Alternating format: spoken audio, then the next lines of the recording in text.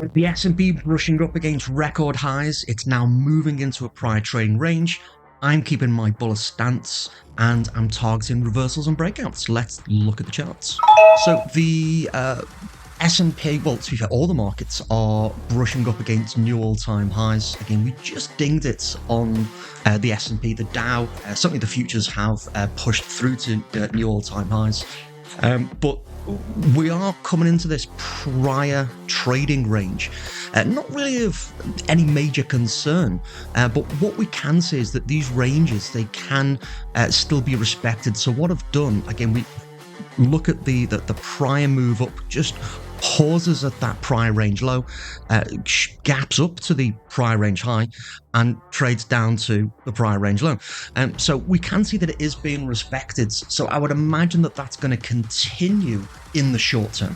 Looking over at ADD at the bottom left, we can see that we're still in this bullish extreme here. So again, it does suggest that we've got some downward potential to unfold. That doesn't necessarily mean that the index will sell off in a similar way.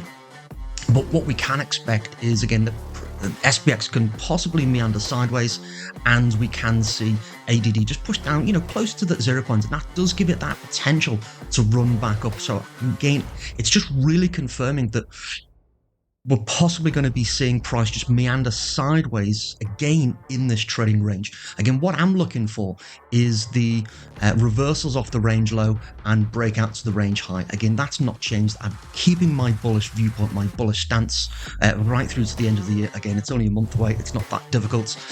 But again, new all-time highs is expected. We've got it a little bit quicker than I thought. And again, let's just see if we can see that sustained. Probably going to see sideways before we see more trending on the horizon. But again, I have no doubt that we'll see that before the year's end. And again, we've got the Christmas rally, the Santa rally, the post-Trump bump. Everything's looking positive, no matter what measuring rod that you look at. So again, it's going to be difficult to anticipate any significant bearish moves, certainly in the short term.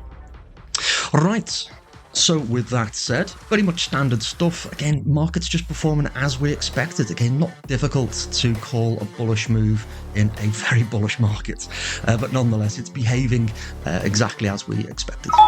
If you like what you heard today and want to learn a specific entry, exit, and targeting method that I use for trading SPX with income style options, then click the link next to this video and I will see you over on a free training that I recently held. So see you over there when you click the link.